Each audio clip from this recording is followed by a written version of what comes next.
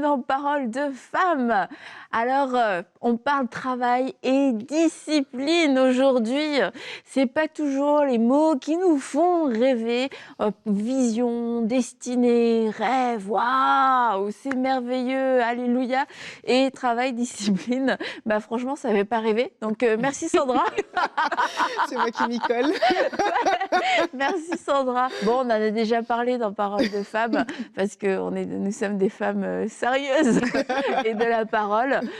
Ceci dit, bah, c'est quelque chose qu'on ne peut pas enlever dans une vision. Et bah, aujourd'hui, on va prendre le temps d'en parler avec toi, Sandra. Yes. Et tu as su aussi que la vision ne s'accomplissait pas sans travail et sans discipline non plus. Exactement. Et du coup, bah, on peut peut-être dire un petit mot sur ton mari, parce Ah qu'on n'en a pas encore parlé depuis le début de la semaine. Travail, discipline, je pense Mathieu Desroches, ça me vient direct. Et vous avez peut-être vu Mathieu dans Prière inspirée, il était venu faire une série avec Jérémy sur la gestion du temps. Et donc, Mathieu est ton époux, Sandra. Exactement. En fait, le secret, il est là. Ok, Mais oui. ça a été ton outil. Oh oui, Dieu savait. Dieu m'a envoyé Mathieu Desroches pour m'aider là-dessus parce que, oui, on parle de vision, puis c'est comme tu dis, c'est facile d'en parler, mais il faut aussi savoir quelles sont ses forces et faiblesses. Puis effectivement, la discipline n'était pas forcément une de mes forces. C'est des choses que j'ai dû mettre en place, que j'ai dû travailler, que je travaille encore aujourd'hui pour y arriver. Mine de rien, ben, un de mes défauts, c'est la paresse et la procrastination. Je me suis toujours appelée la reine de la procrastination. Mais c'est qu'en fait, si on reste là-dedans, ben, on n'accomplit rien. Oui. Donc, il fallait mettre, je dirais, le vrai mot, c'est la structure pour réussir ensuite à être discipliné, organisé, puis trouver un moyen de fonctionner dans avec nos capacités. Donc, c'est un petit peu tout ça que, grâce, mine de rien, à Mathieu, j'ai réussi à mettre en place dans ma vie, mais difficilement. Et bah, c'est bien que tu puisses témoigner de toi-même, que tu pars de loin et que c'était pas naturel, parce que ça peut être comme un frein. On se dit, bah, moi, je suis pas disciplinée, c'est pas naturel en moi. Du coup, bah, j'ai reçu la vision, mais je vais la diminuer pour la rendre accessible à ce que je suis capable de faire aujourd'hui. Alors, bonne nouvelle, la vision, ça ne s'invente pas, c'est pas quelque chose qu'on décide, c'est quelque chose que Dieu nous donne, nous transmet. Mais par contre, le travail et la discipline, ça se développe. Ouais. Ça se développe. Et bah, on peut dire, Sandra, que oui, tu as fait du chemin depuis Écoute. les dernières années. Je sais pas si je me suis... Je parle pas par expérience, hein, parce que je ne sais pas. Donc, c'est pas du tout... Oui, alors, tu viens de loin, Sandra. Non, Je ne oui, sais non, pas d'où non, tu oui, viens c'est vrai. exactement. Je vois où tu en es aujourd'hui. Mais selon toi, ouais, tu as fait du Oui, oui. chemin. Il n'y avait pas le choix. En fait, avec tout ce que je voulais faire et accomplir, il n'y avait pas le choix de devoir être disciplinée. Ouais, mais attends, l'école d'infirmière, c'est quand même demandant. Et puis, être infirmière, c'est un minimum de discipline, hein. Oui, Oui, bon. oui, c'est vrai d'une certaine manière, mais on dirait que je fonctionne bien quand on me donne, Le OK, cadre. 1, 2, 3, 4, Ok. 5, voici les étapes qu'il faut que tu fasses. Donc, quand tu es infirmière, tu arrives, tu as ta liste de patients, c'est un petit peu toujours la même chose, même Ok. si les journées ne se ressemblent jamais, mais tu n'inventes rien. Tu prends, alors que là, quand je me suis retrouvée, moi, ensuite, à vouloir accomplir mes projets, là, c'était, OK, j'ai tout ça que je veux faire, je commence par quoi? Mhm. C'est quoi la première étape? C'est quoi la première chose? Et j'en parle souvent dans mes formations, mais ne serait-ce que tu veux être chanteuse, travaille ta voix. C'est le premier step. Discipline-toi à travailler ta voix. C'est déjà la première chose. Mhm. Tu veux être dans le ministère, discipline d'avoir du temps avec Dieu. Tu veux, par exemple, écrire un livre, peut-être renseigne-toi. Tu sais, commence à lire toi-même, commence à prendre des cours sur comment est-ce qu'on écrit, ou peut-être des cours sur la littérature, des choses comme ça. On voit que je suis très loin de l'écriture d'un livre, mais tu sais, c'est juste, OK, je veux faire toutes ces choses-là, par quoi est-ce qu'il faut que je commence? Parce que je me rendrai jamais tout de suite au point B, il faut commencer par le point A. Donc, c'est la première étape, et puis ensuite l'étape d'après. Et ensuite, comme on l'a dit, c'est un processus, c'est une préparation. Et tranquillement, Dieu aussi va venir travailler ce qu'il faut. Puis je pense qu'il est aussi venu travailler beaucoup dans tout ça, l'organisation. Mais c'est une prière que je fais encore pratiquement tous les matins. Là, Seigneur, aide-moi à être disciplinée, à être focalisée. Tu sais, la distraction, des fois la perte de temps qu'on peut passer sur des choses. Maintenant, Seigneur, j'ai ça que je veux accomplir pour toi. je veux pouvoir te rendre des comptes à la fin et te Ouais. dire, ben, voici comment j'ai fait usage de mon temps, voici ce que j'ai mis en place, voici les choses que j'ai mis aussi en pratique dans ma vie pour y arriver. Puis la Bible aussi nous met en garde contre la paresse. Donc, je veux pas être paresseuse, je veux pouvoir utiliser chaque jour de façon productive pour pouvoir être ensuite et faire ce que tu m'as demandé de faire. Mmh. Mais c'est pas facile. C'est vrai que c'est pas facile. Ah, mais c'est beau parce qu'en fait, t'as pu passer par-dessus, entre guillemets, tes propres faiblesses, tu vois, des faiblesses naturelles que tu aurais dit, ben, je suis comme ça, et puis bon, voilà, la vision va me rencontrer où je suis, et on va pas s'étirer plus que ça. Mais comme on parlait hier de l'obéissance, des sacrifices, mais ça va aussi au niveau de la discipline. Et ce que j'ai aimé, parce que hier, on a parlé de tes parents, de l'apport qu'ils ont eu justement Oui. quand tu as reçu la vision, mais comment canaliser tout ça, comment savoir c'est quand le bon moment, respecter le timing. Ben, tu as eu ces personnes-là, et puis tu as eu ton mari aussi. Oui. Et ça nous encourage pour se dire, à vous qui écoutez, qui vous dites, oui, c'est vrai, personnellement, moi, je manque de discipline, j'ai cette vision-là, mais par où est-ce que je commence? Je ne sais même pas. C'est quoi la première étape à faire? Mais c'est l'important aussi de s'associer, de se faire accompagner, en fait. Et il y a des outils, il y a des personnes, voilà, il y a Mathieu aussi qui a des plateformes et tout ça, mais il y a moyen de se faire accompagner pour de dire, ça ne veut pas dire que la vision, elle est trop grosse, ça veut tout simplement dire que c'est moi qui dois grandir, me mettre au niveau de pouvoir saisir cette vision. Dieu ne s'est pas trompé lorsqu'il nous a donné cette vision. Ah, s'il nous l'a donnée, c'est parce que on peut la porter, mais peut-être on ne pourra pas la porter avec la force qu'on a aujourd'hui. Ça va prendre qu'on se muscle, et on va se muscler avec ces outils-là. On parle de la discipline, du travail. Ça aussi, c'est important, parce que des fois, on pense que ça nous tombe dessus, et puis des fois, on est même allergique au travail, en fait. On a l'impression que ça doit être facile, c'est vrai, hein. On a vraiment l'impression que ça doit être facile. Des fois, même en tant qu'enfant de Dieu, oui, il y a la grâce, il y a la faveur qui nous porte, mais ça ne veut pas dire qu'on n'est pas appelé à travailler. Dieu lui-même a travaillé, Dieu bénit le travail, et Dieu bénit le travail de nos mains, et c'est important de se dire, oui, je dois travailler, oui, je dois me retrousser les manches, je dois mettre mon max, et ce n'est pas mauvais, en fait, de faire ça. Et ça aussi, c'est un rappel important qu'on doit Et avoir. parce que le mauvais, c'est de passer dans un extrême où on devient le maître de nos vies, où on compte sur nos propres Voilà. forces pour accomplir ce que Dieu nous demande d'accomplir.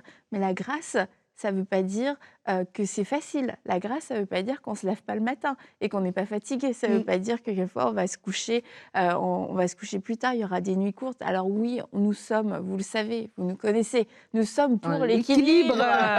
Mais comme on l'a dit, l'équilibre, c'est pas quelque chose de fixe, c'est pas quelque chose de figé. C'est aussi dans cet équilibre que Dieu nous donne, cet ordre que Dieu nous donne, il y a des moments où il va dire, OK, là, on y va à fond. Et ce à fond, il va être possible dans nos corps, dans notre famille, dans la gestion de nos vies. Il va être possible, mais ça va être sur la durée que Dieu a déterminée. Mais ça ne veut pas dire que tous les matins, tous ceux qui ont reçu la vision se lèvent et puis tout le monde est hyper en forme et OK, génial. Si seulement. Franchement, tu te lèves, il y a des matins, c'est wouh. C'est vrai. Et c'est wouh, wouh, wouh. Et c'est là où tu fais la prière de Sandra. Ouais, donne-moi la Seigneur, force. Seigneur, ta grâce. Oui, c'est ça. Sa prière, t'es pas encore sortie du lit. Et en plus, moi, je prie souvent dans mon lit. Donc, c'est souvent, Seigneur, je sors du lit maintenant, donne-moi la force de passer à travers cette journée. Parce que... Et est-ce que toi, tu t'imaginais la charge de travail que ça pouvait être on va parler peut-être de l'académie. Est-ce que tu aurais pu t'imaginer la charge de travail que ça pouvait être, de le mettre en place, de le déployer et de le vivre après? Alors, c'est sûr qu'il y a une dimension quand même où tu sais que ça va être du travail parce que c'est quelque chose. Quand tu crées à partir de rien, ça te demande forcément du travail. Mais je n'imaginais pas à quel point je me suis retrouvée, pour être très honnête, je me suis retrouvée une semaine avant de le lancer, puis qu'il y avait encore tellement de choses à faire. Là, c'était 3-4 nuits blanches, puis surtout le après. J'avais pas pensé au après parce que c'est en fait, c'est du travail tout le long. Mais une des choses, en tout cas, dans tout ce que j'ai appris qui m'aide beaucoup, c'est d'avoir toujours en tête mes objectifs et donc, du coup, d'en faire une priorité. Puis, en fait, quand tu priorises les choses dans ta vie, que tu te dises, OK, qu'est-ce qui compte le plus dans ma vie? Il y a ma famille, mon mariage, il y a Dieu, mais ensuite, dans tout ce que j'ai à faire, parce qu'il y a le service à l'église, il y a le travail, il y a les projets qu'on veut faire, mais d'établir des ordres de priorité. Et tant que cette priorité-là n'a pas été accomplie, voici ce que je vais sacrifier. Le nombre de peut-être soirées entre amis que j'ai refusées parce que non, il faut que je reste focus. Même des opportunités, des fois. On veut t'inviter pour une tournée, on veut t'inviter pour un concert, puis là, tu es dans une période, tu dis non, il faut que je sois focalisée en ce moment, c'est à ça que je dois passer tout mon temps. Et en fait, ça vient avec la discipline, c'est de se dire, OK, j'ai ça à faire, je vais mettre les choses de côté, tant pis, des opportunités, il y en aura toujours. Mes amis, il y en aura toujours. J'ai passé mon été complet, malgré le beau temps, à être derrière mon ordinateur, à travailler. Oui, il faut l'équilibre, puis il y a quand même des temps où on prend des pauses dans l'année, mais quand tu veux vraiment accomplir quelque chose et que tu arrives dans une période où tu dois mettre beaucoup de travail, il faut que tu te rappelles, je fais pas ça pour mon bon plaisir, je fais ça parce que je suis dans le processus pour ma promesse, là, je suis en train de mettre les efforts pour ça. Puis quand tu as les yeux focalisés là-dessus et les yeux focalisés sur Dieu, c'est sûr que lui aussi te donne la force de pouvoir y arriver, mais de prioriser puis de se dire, OK, là en ce moment, ça c'est important, c'est là-dessus que je dois mettre mon focus, puis tant pis. Il va falloir que je sacrifie des choses, il va falloir que je sacrifie du bien-être personnel et que je mette les efforts nécessaires, que j'amène ma pierre à l'édifice pour qu'ensuite ça puisse porter du fruit. Et qu'est-ce que Matthieu t'a apporté dans sa discipline naturelle? Quels sont les outils, les conseils qui ont été pour toi, qui ont marqué un tournant? Déjà de se connaître et de connaître ses zones dans la journée. C'est une des choses qu'il dit souvent. Alors, j'ai pas le bon langage comme lui il le Ah, dirait, mais c'est bien, c'est bon, on va le faire voilà, moi, ça accessible, vulgarise ouais. un peu, mais c'est de se connaître. Connaître quel est le moment dans ma journée où, par exemple, je vais être créative. Quel est le moment dans la journée où je vais avoir une descente d'énergie. C'est pas à ce moment-là, par exemple, que je vais commencer à créer des choses. Donc, moi, ça m'a appris à savoir que finalement, je suis quelqu'un du matin. Je pensais que j'étais plutôt quelqu'un du soir, mais en fait, non. Moi, quand je me réveille, une fois que j'ai pris mon café, mon temps de prière, en général, j'ai un boost d'énergie. Je peux même commencer des fois à me lever à 6 heures du matin, puis être productive jusqu'à 13 heures. Mais par contre, j'ai appris qu'à partir de 13 heures, mais oublie-moi, je ne suis plus efficace. La sieste, c'est lourd, je m'endors. C'est pas à ce moment-là que je vais écrire une chanson, créer un nouveau cours. Là, par exemple, je vais me mettre dans des tâches qui sont un peu plus automatiques. Donc, l'administratif, répondre aux messages, les choses comme ça. Ou par exemple, les meetings. Ça va pas me demander plus d'efforts. Moi, j'ai la parlotte. Donc, faire un meeting, ça me demande pas d'efforts. Donc, souvent, je vais mettre mes rendez-vous à ce moment-là. Puis, des fois, le soir, je vais avoir un regain d'énergie. Donc, je vais peut-être refaire quelque chose, mais ça va être très court. Et puis, ça sert à rien pour moi de travailler le soir, parce que finalement, le soir, en fait, j'ai juste le goût de dormir. Je suis une dormeuse. J'aime dormir. Donc, d'apprendre à se connaître, puis de savoir quelles sont les zones dans notre journée où on va être le plus efficace. Moi, le matin, quand j'ai envie de composer, je vais prendre mon café, je vais prendre mon temps de prière, je vais prendre ma guitare, je vais être dans le lit, puis je peux passer 2-3 heures à juste faire ça. Et là, j'ai les sens éveillés, là. C'est clair dans ma tête. Alors que tu as pensé pendant longtemps que tu étais du soir. Complètement. Je pensais que moi, je pouvais travailler la nuit et que j'étais efficace la nuit. En fait, je suis efficace quand je suis sous pression et que j'ai pas le choix. Mais mon pic de créativité, finalement, il est matin. Donc, par exemple, quand quelqu'un me demande un rendez-vous, quand je dois faire du coaching et tout ça. La nuit, c'est bon, maintenant. Ça, maintenant, oui, je vais peut-être plus donner des rendez-vous le soir si la personne est disponible ou en après-midi. Mais je vais toujours essayer de me réserver mon matin pour ma zone de créativité. Donc ça, c'est une des clés pour moi qui a été hyper importante, de me connaître pour pouvoir être encore plus efficace dans les choses que je fais. Je trouve ça intéressant parce que tout à l'heure, tu avais dit que tu étais procrastinais. Tu procrastinais. Et après, tu as dit que. Ouais, c'est ça. Et que tu pensais avant que le soir, c'était mieux. Mais parce qu'en fait, tu travailles sous pression. Et des fois, quand on procrastine, quand on est une personne qui procrastine, parce qu'on donne des bons résultats lorsqu'on travaille sous pression. Je comprends parce que moi aussi, j'étais comme toi, mais alléluia, j'avance. Voilà. Quand on est comme ça, c'est parce qu'on produit sous pression, en fait. Et on associe le fait de produire sous pression. Voilà. C'est la pression. C'est la pression. Et on associe le produire sous pression à au moins, je l'ai fait. Mais lorsqu'on parle de rentrer dans une vision, on veut donner le meilleur, on veut donner ce qui est plus excellent. Et comme Sandra l'a dit, on apprend à se connaître. À ce moment-là, non, Seigneur, je ne vais pas te donner le fruit d'un rush, d'une pression, d'un deadline qui est là, qui est en train de m'acculer. Je vais te donner le meilleur. Oui. Et lorsque tu travailles justement relax, mais créative, et là, comme tu dis, les idées, elles viennent en fait. Ça coule tout seul. Parce que le dépôt que Dieu a mis en toi, au fond de toi là, il ressort en fait parce que tu as tout. Tu as mis les outils autour de toi pour te le permettre. Et ça, c'est un exercice aussi à faire pour vous à la maison. Tu sais, des fois, on fait toujours l'exercice, connaître tes faiblesses, connaître tes qualités, etc. de s'asseoir sincèrement et peut-être vous vous connaissez d'une certaine manière, mais là, Seigneur, toi, parle-moi et révèle-moi. Et peut-être ça va passer à travers votre conjoint, comme ça a été le cas de Sandra, son mari l'a beaucoup aidé, peut-être à travers votre conjoint, votre famille, mais peut-être le Saint-Esprit tout simplement va te dire non, en fait, tu pensais que tu étais comme ça, mais en fait, tu es comme ça. Et tu dois tout simplement mettre en place les outils pour te permettre que tout ça, ça puisse décoller. On parle de travail. Oui, la vision va demander un travail, mais la vision, elle vient de Dieu. Et parce que Dieu vous l'a donné, Dieu va vous outiller. Il veut que vous puissiez réussir cela, mais vous aussi, vous devez faire votre part en mettant tout simplement un cadre pour ça. Donc, tu as appris à te connaître. Ouais. Est-ce qu'il y a eu une deuxième clé Oui. qui...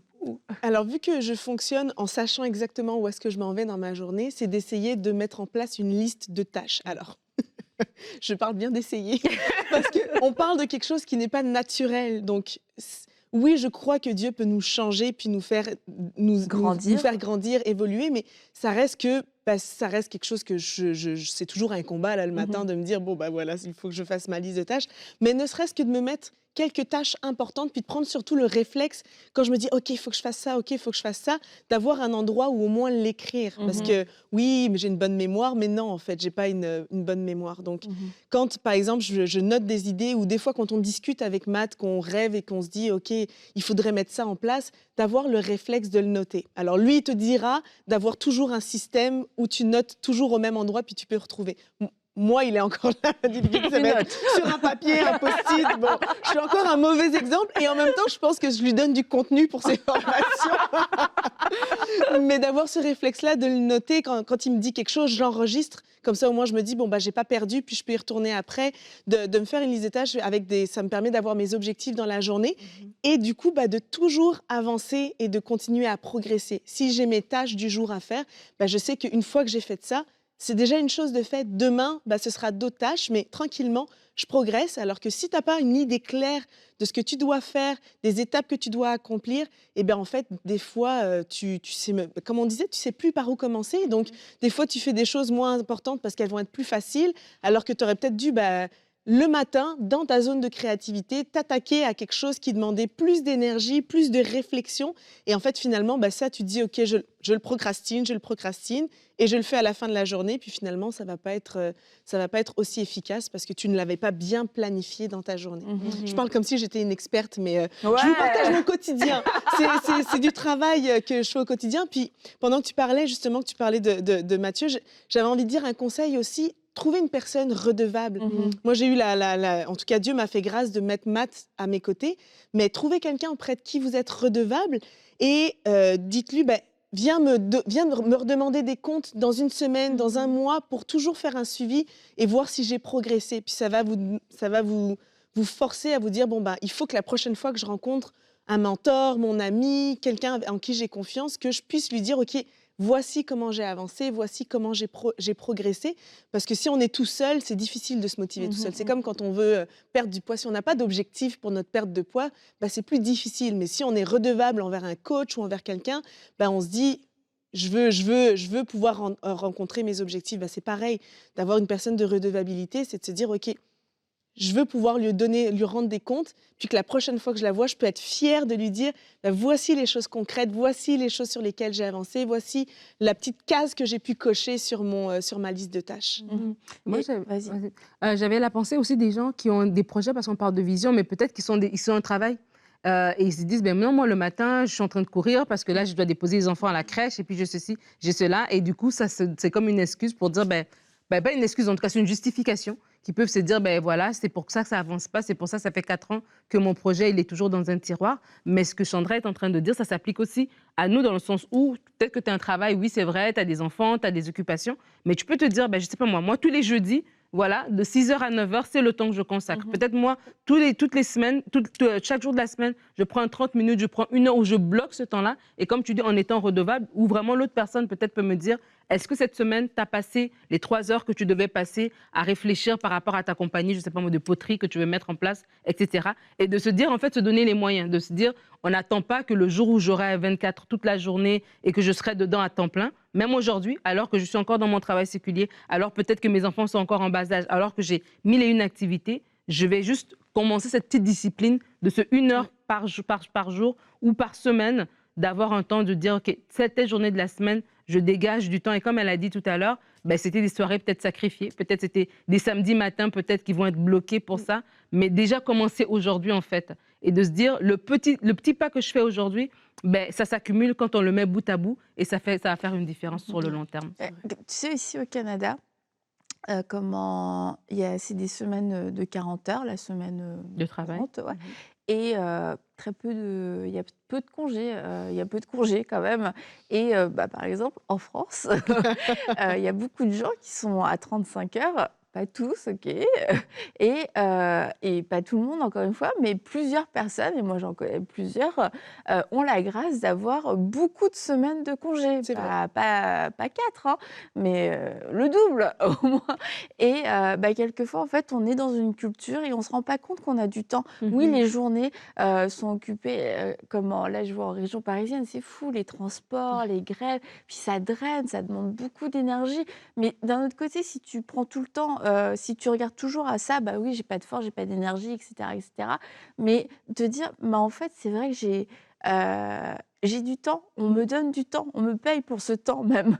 Pas tous, je sais, mais si c'est votre cas, c'est de regarder ce temps que j'ai et peut-être que jusqu'ici, pour moi, les congés, c'est tellement quelque chose d'acquis, quelque chose de normal. Je peux aussi prendre ces congés. Ça peut être des demi-journées que je peux poser régulièrement dans le mois. Et je sais que là, comme tu disais, là, je vais avancer sur la vision. Je vais travailler de façon spécifique.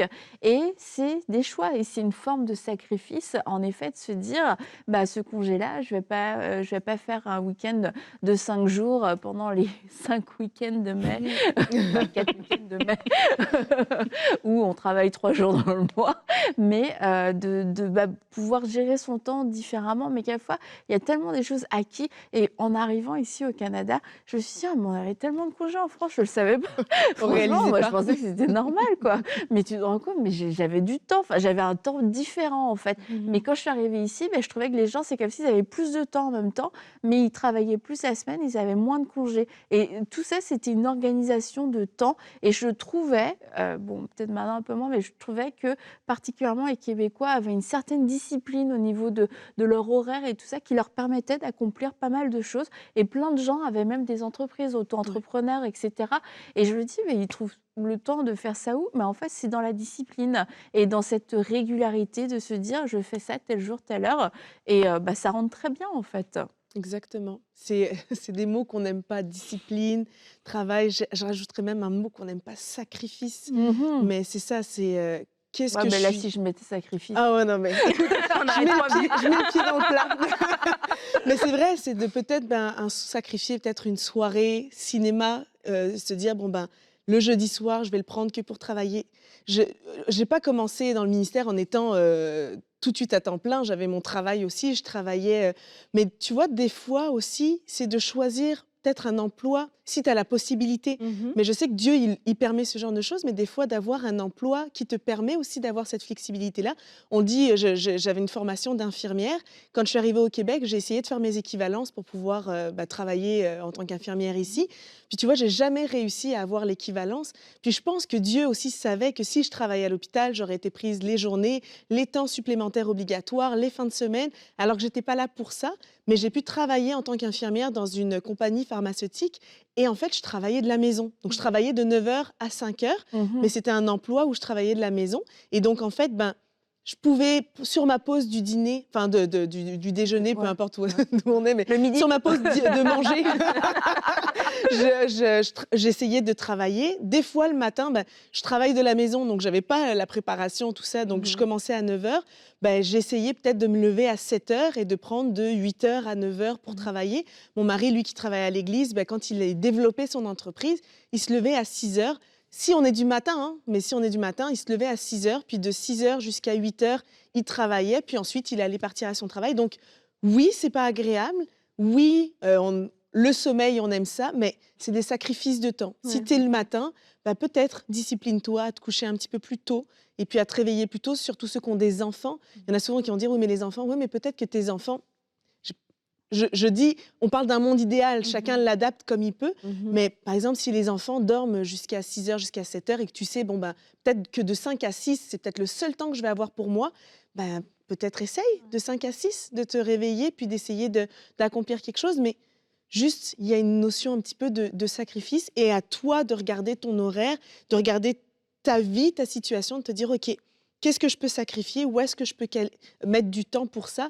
Mais par contre, ben, c'est tellement important pour moi que je vais en faire, encore une fois, une priorité. Mhm. Donc, je vais trouver un moyen de l'intégrer dans ma semaine pour Mhm. le faire. Et une chose, c'est ça que je voulais ajouter, c'est que tu vois, toi, tu as Mathieu à tes côtés, gestionnaire de temps, c'est c'est inné, c'est son métier en plus. Bon, voilà.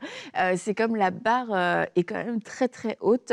Et le danger, quelque part, c'est que à la fois quand tu prends des formations ou quand tu connais ce genre de personnes, que tu es entouré de ce genre de personnes, c'est de te dire, je dois devenir comme ça. Mm. Mais comme tu disais, Sandra, c'est pas forcément naturel. Toi, ça te demande un effort, mais c'est de regarder plus à de pas regarder que à la méthode. C'est se rappeler c'est quoi mes objectifs en fait Ouais. et de quelle discipline dont j'ai besoin. Peut-être que bah je serai jamais une experte de gestionnaire de temps, mais par contre je vais prendre les outils qui vont me permettre d'accomplir mes objectifs et de pas se dire je dois devenir moi-même une experte Ouais. entre temps, mais de se dire de quoi j'ai besoin et d'avoir aussi bah, cette flexibilité de se dire je dois apprendre à l'adapter parce qu'il y a des outils et des façons de faire. Peut-être que Mathieu applique à lui de cette façon-là et ça marche hyper bien, mais toi, tu as dû trouver une façon de les adapter bah, à ta personnalité, mais aussi à tes objectifs. Mm. Et quelquefois, je crois qu'on se perd un peu dans Mm. la méthode et on oublie les objectifs. Donc, quand même, le but, c'est d'atteindre les objectifs. Alors, il y a quelquefois, bah, il y a des choses, tant mieux, ce sera plus facile finalement à accomplir. Et puis, d'autres fois, bah, c'est se dire, OK, là, c'est vraiment là que je dois insister et c'est là où je dois me faire violence et Mm. que je dois vivre, je dois apprendre à me sanctifier et puis à me soumettre. Mais je trouve ça génial, en fait, que toi, tu puisses le partager, pas d'un point de vue expert, mais d'un point de vue: «J'ai dû apprendre et j'apprends». Parce que c'est hyper encourageant, tout le monde Mhm. ne n'est Ouais. pas comme ça et ça peut être tellement, c'est ça, ça peut être tellement Mm. décourageant de se dire: «Mais je l'ai pas et j'y arriverai jamais à cause de ça». Et puis au final, je t'entends, je me dis: «Bah, ça va, franchement, elle s'en sort bien Sandra, hein. Elle s'en sort pas trop mal». Donc Ouais. Bah, félicitations. merci. Mais justement, le mot travail me fait penser à ça. Oui, travail pour ma discipline, mais de chercher aussi qu'est-ce que Dieu me demande de travailler, tout simplement dans mon caractère aussi des fois. Mmh. Des fois, on parle beaucoup du travail, les objectifs, les tâches et tout ça, mais des fois, ça commence juste par là. Mais Seigneur, qu'est-ce que je dois travailler dans mon caractère? Je me rappelle, moi, quand je suis arrivée, Dieu a vraiment fait un travail aussi sur mon caractère, sur qui je suis, je pense aussi pour me préparer. J'étais, en tout cas, je ne vais pas faire la liste de tous mes défauts, là, mais je veux dire, dans les relations, je pense qu'il me préparait. Puis ça aussi, ça fait partie aussi du travail et de la discipline de, bah, Seigneur, viens changer aussi à l'intérieur de moi ce qui doit être changé, viens travailler, si c'est la paresse, si c'est ce genre de choses, mais de demander aussi d'intervenir là-dessus, de demander à Dieu d'intervenir là-dessus, puis qu'aussi le travail, c'est pas juste de se mettre derrière son bureau, mais il y a déjà peut-être des choses que tu peux commencer à travailler dans ta personne qui feront que lorsqu'ensuite il faudra que tu mettes vraiment la main à la pâte, Mmh. bah, tu puisses déjà être arrivé à une certaine maturité pour pouvoir ensuite peut-être le faire plus facilement. Des fois, on n'est pas Mmh. prêt et il y a déjà un travail interne qui doit être fait avant de réussir à faire un travail Mmh, mmh, externe. mmh. C'est vrai et merci Sandra de faire ce rappel, de faire ce rappel. Le travail, c'est pas que dans les compétences, c'est aussi dans le caractère parce que ça va ensemble dans la vision de Dieu. Ce sera en tout cas plus difficile d'accomplir ce que Dieu nous demande de faire, sans faire de dégâts, si on n'a pas pris le temps, de vivre cette discipline et ce travail dans notre caractère. Donc, franchement, ça, c'est vraiment les 2 points à prendre en compte. Sandra, on a encore demain, on continue dans notre lancée défi demain.